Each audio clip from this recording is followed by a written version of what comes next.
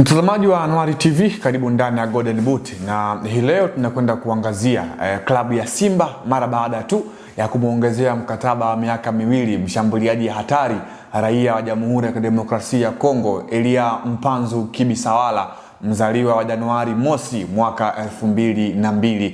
Hii ina maana gani kwa klabu ya Simba, timu ambayo tayari ni kama vile imeanza kujitengeneza, hasa katika upande wa kuitengeneza Simba ambayo itakuwa ni timu shindani kwa misimu inayofuata? Kwanza tumeona kwa siku za hivi karibuni waliwaongezea mikataba nyota wao wawili ambao ni Roshan Dirak, ambayo huyu ni mlinzi wa kati, yupo kwa mkopo akatokea katika klabu ya Mamelodi Sundowns ya Afrika Kusini, lakini Yusuf Kagoma ambaye huyu ni kiungo ambaye yeye ni mzawa. Na leo ni kwa Elia Mpanzu Kibisawala, licha ya kwamba kulikuwa na maneno mengi juu yake yakimuhusisha kwamba hana furaha ndani ya kikosi cha Simba na ameomba kuondoka, lakini leo hatimaye yaliyosemwa yote yamekuwa hayana ukweli na amekubali kuendelea kusalia katika viunga vya Kariakoo Msimbazi na klabu ya Simba Sport Club. Sasa hapa tunakwenda kuangazia kuongeza mkataba kwa Elia Mpanzu kutakwenda kunufaisha vipi klabu ya Simba katika upande wa kiuchezaji na falsafa.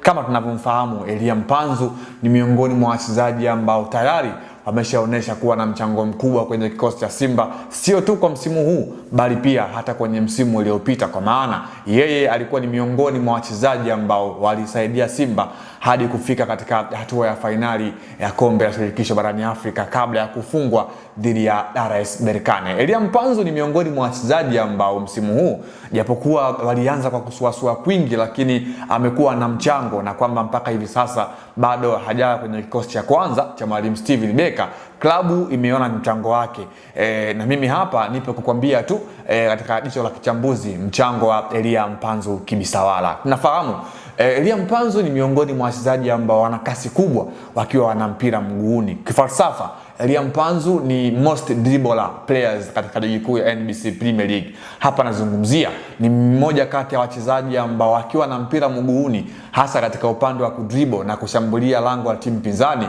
wamekuwa wana huo ubora, kitu ambacho kinaipa faida Simba katika upande wa counter attacks. Speed anayo, skills zimo, lakini pia ile individual brilliant, kwa maana akili ya mpira, ndio faida kubwa ambayo Elia Mpanzu utaipata katika miguu yake. Ndio maana umeona management nzima ya klabu ya Simba ikiwa chini ya mwenyekiti Murtaza Mangungu, bila kumsahau rais wa heshima wa klabu ya Simba kwa maana Mohamed Dewji Mo, wakakaa chini na kushauriana kuweza kumongezea mkataba mwingine Elia Mpanzu Kibisawala. Kwa Afrika ni ngumu sana kumwacha mchezaji kariba ya Elia Mpanzu, huku ukiwa unategemea kwamba utakwenda kuingia sokoni na kumpata wa aina yake. Tumeona klabu nyingi Afrika zikiwa zinahangaika hasa katika upande wa washambuliaji. Sio tu Afrika, hata hawa Simba kabla ya kumpata Libase Gwe na Anseti Oura, lakini pia hata Elia Mpanzu mwenyewe alikuwa wanaswago. Tunakumbuka tu wameshawahi kupita hapa kina Andre Somba Onana, walipita msimu mmoja, hakuwa na msimu bora, wakaondoka. Kwa hiyo Mpanzu